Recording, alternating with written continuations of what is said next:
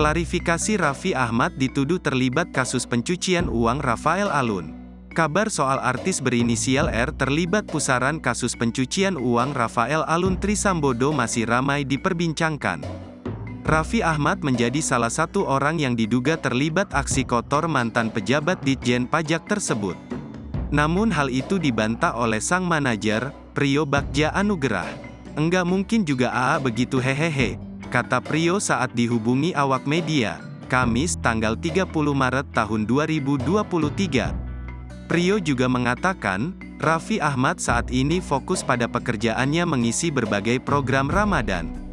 Suami Nagita Slavina itu bahkan tak memedulikan isu terkait selebritas R yang diduga terlibat kasus pencucian uang Rafael Alun.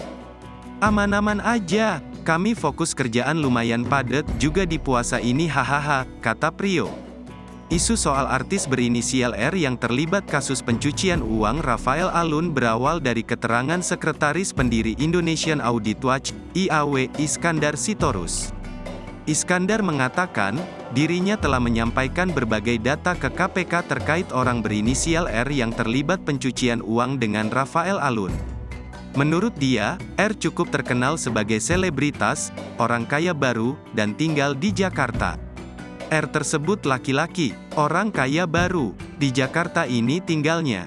Dia sangat dikenal, ujarnya baru-baru ini.